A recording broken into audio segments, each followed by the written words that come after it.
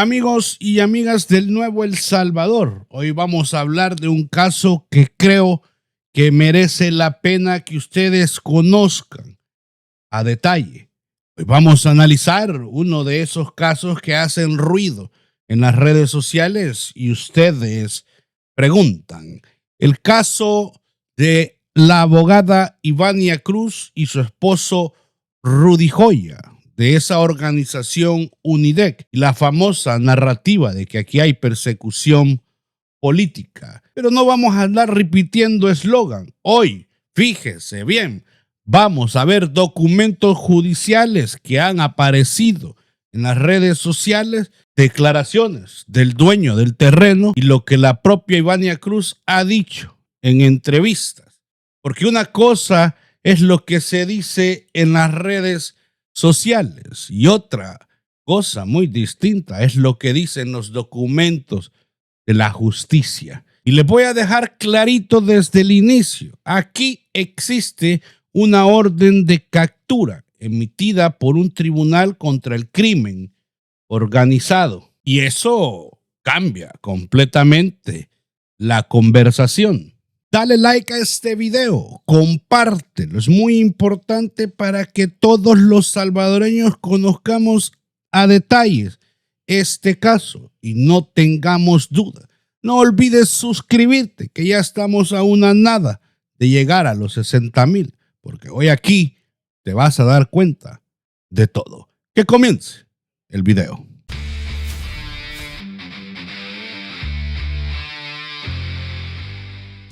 Vamos a empezar con lo más importante, este documento judicial.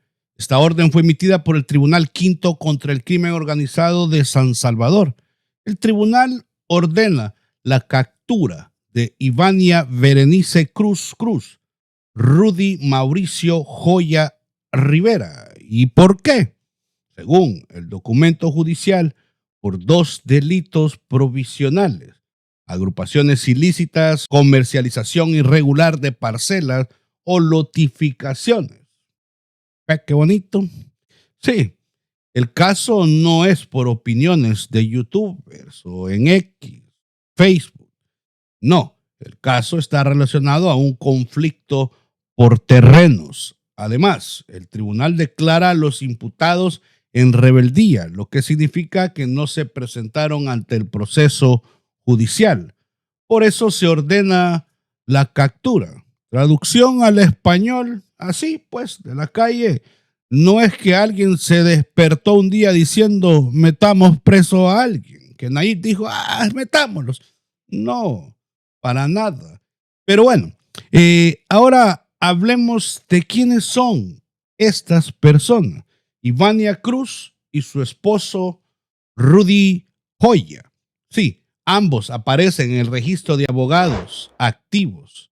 Ayer les decía que no aparecía el nombre, pero viendo este documento sí aparecen, sí son abogados. Pero aquí hay un detalle muy interesante, fíjese usted. En el registro también aparece algo bastante claro. Ninguno de los dos posee acuerdo de ser notario. Y eso es lo que es importante. ¿Qué significa eso? Que pueden ejercer como abogados, pero no pueden notarizar documentos. Esto es importante porque el caso gira alrededor de parcelas y terrenos. Y cuando hablamos de terrenos, las escrituras siempre pasan por notarios. Correcto. Y si no, pues, ¿cómo hacían? ¿Prestaban protocolos o trabajaban con notarios aparte? No se sabe. Ahora entremos al tema de la organización que aparece en todo el caso, UNIDEC. Según la propia Ivania Cruz, esta organización nació para defender comunidades. Hasta ahí, pues, podemos decir que todo bien, pero hay algo interesante que ella misma dijo en una entrevista y que yo reportaba anteriormente en este canal. Escuchen. Sí, claro que sí. Bueno, UNIDEC nace en el 2019. Esto fue producto de una iniciativa de líderes comunitarios y un equipo de abogados.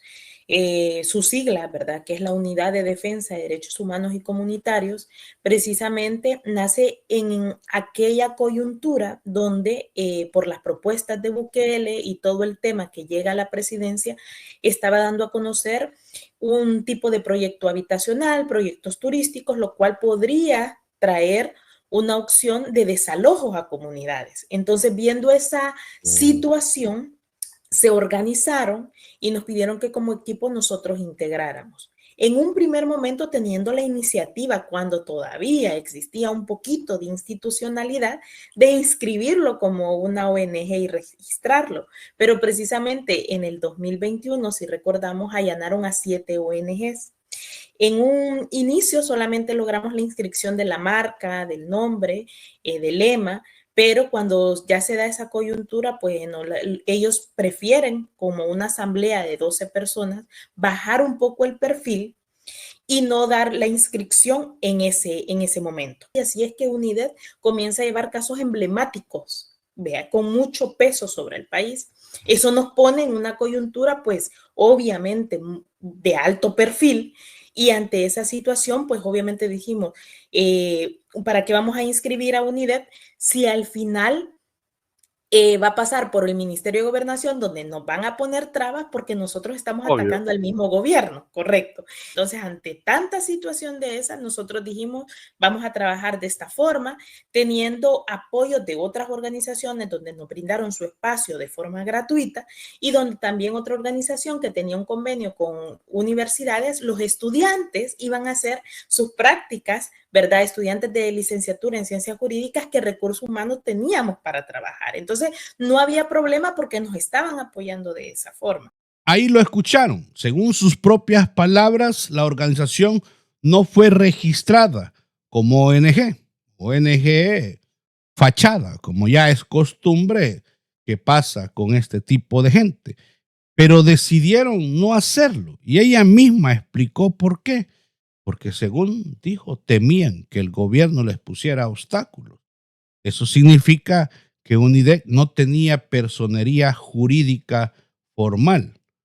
Pocas palabras, era un colectivo de abogados y activistas. ¿Sí? ¿Cómo representaban legalmente a esta comunidad? No lo sé. Y veamos este conflicto de la tierra, porque aquí entramos al corazón de todo este caso. Un conflicto por terrenos en la zona conocida como La Floresta. La versión de la organización y de algunos miembros de la comunidad es la siguiente, que las familias llevaban años viviendo ahí, que al parecer habían hasta construido, no sé, algunas casas o algo, y que pues tenían derecho a permanecer. Pero ahora escuchen también la otra versión, la versión del propietario legítimo del terreno. Son de mi propiedad, lo hemos comprobado recientemente, bueno, hace un año, un poquito más de un año, ganamos a los otros usurpadores juicio y eran condenas de 86 años, ¿no? 88 años. Toda la estructura que estaba, los agarraron, incluso el abogado Oscar Calles, que está prófugo de la justicia, lo condenaron a 17 años. ¿Existe documentación abundante que se comprueba que el terreno? Totalmente. Es más, tuvimos una reunión con la señora Kenia Gómez de Iseuca. Le presentamos detalladamente toda la documentación. Prometió sacar una nota periodística y no sacó absolutamente nada. ¿Cuándo adquirió usted los terrenos? En 1992. El terreno está a nombre de dos personas o una parte. Mi esposa. ¿Vos y de él? Sí, mi esposa y mío. Los dos estamos, ahí los mencionaron también. Luego que metieron preso a las otras personas que habían usurpado, ¿cuándo llegaron estas personas? Algunos son personas que ya residían ahí y que se habían ganado un poco la confianza de nosotros y decidieron empezar a comercializar mi propiedad. empezaron a vender parcelas, de acuerdo a lo que yo tengo conocimiento, empezaron a venderlas y después agarraron soporte, yo no sé si ya tenían el soporte de esta supuesta ONG, que es UNIDEC, que se llama UNIDEC, que recientemente en el mes de finales de enero y principios de febrero, básicamente hicieron una ocupación violenta. Yo estuve ahí y andaban con 40 personas con polvos de fuera, corrieron de sus casas a buscarnos y él estaba dialogando con ellos, tanto que la seguridad tuvo que sacarnos porque no era seguro para nosotros. Ellos dicen que llevan 10 años habitando el lugar. Entonces, ¿eso es cierto? No es realmente cierto. Ellos pueden decir cualquier cosa, pero eso no es realmente cierto. Y aunque fuera, eso no les da ningún derecho legal para posesionarse de la parcela. Además hay mucha gente ahí que ha llegado, cuenta, que nunca... No, eso... Vaya, según el propietario, el terreno fue adquirido por él y su esposa en 1992. También afirma algo muy delicado, que personas comenzaron a vender parcelas dentro de su propiedad. Y aquí es donde el caso se conecta directamente con el delito mencionado por la Fiscalía, comercialización irregular de parcelas. Es decir, según la acusación, no solo se trataba de personas viviendo en el lugar sin permiso, sino de un esquema de ventas de terreno. Y es que aquí es donde creo que entra UNIDEC. Y esto ya es una apreciación mía. Estas personas que se habían ganado la confianza por él y vieron que había mucha gente ahí, decidieron vender las parcelas pensando que esta gente pues de la diáspora nunca regresaría y ellos estaban ahí. Entonces, a la hora de vender o parcializar y vender, buscaron el apoyo de UNIDEC, abogados, pero no notarios. Y los notarios son los que venden las parcelas. Quisiera yo saber qué notario estaba autorizando esto. Por Dios. Ahora, dentro de ese mismo entorno se encuentra este muchacho, Fidel Zavala. Sí, ese nombre que salió llorando y un gran, no es cualquier fichita, pero bueno, para algunos poquitos es un preso político, para otro un activista que terminó involucrado en conflictos de tierra. Pero hay que decir algo con bastante claridad y sinceridad. Zavala también ha tenido procesos legales relacionados con conflictos comunitarios y alteraciones del orden. Entonces aquí hay dos narrativas. La narrativa que siempre se repite en redes por esta oposición y la narrativa que aparece en procesos judiciales. ¿Pensás sobre incluso que te están acusando de agrupaciones ilícitas y todo ese delito? Bro? Sí, es increíble la acusación porque sabemos que agrupaciones ilícitas es un delito atribuido a pandillas. Es más que claro que yo no tengo ninguna vinculación con ningún pandillero. Muchas veces lo dijimos, nunca defendimos pandilleros, nunca defendimos derechos de pandilleros. Los pandilleros, ellos tienen con Dios y con la justicia que ver su caso cada quien. Sin embargo, UNIDEC y yo principalmente al denunciar todas aquellas torturas, yo lo dije muchas veces, yo nunca estuve en un penal de pandilleros, yo estuve en un penal de civiles, en donde vi situaciones de civiles. Entonces, de la misma forma que a mí me acusen ahora de ser un pandillero, es completamente incongruente. Después de todas las declaraciones que yo he hecho, definitivamente es completamente ilegal. Gracias. O es una manipulación, o perdón la palabra, es un idiota. El Código Penal salvadoreño, el delito de agrupaciones ilícitas, no se limita únicamente a pandillas. Ese delito se aplica cuando varias personas se organizan o se asocian con el objeto de cometer delitos. No importa si son pandilleros, empresarios, políticos o cualquier otro grupo. Lo que importa es la estructura organizada y la actividad delictiva. Por Dios, en pocas palabras, traducido al español normal de nosotros, de la calle, si un grupo de personas se organizan para cometer delitos, la fiscalía puede acusarlos de agrupaciones ilícitas. No es un delito exclusivo de pandillas. Las pandillas lo hicieron famoso, tal vez, sí, pero la ley es mucho más amplia a pandillas. Sí. Veamos la conexión con el caso.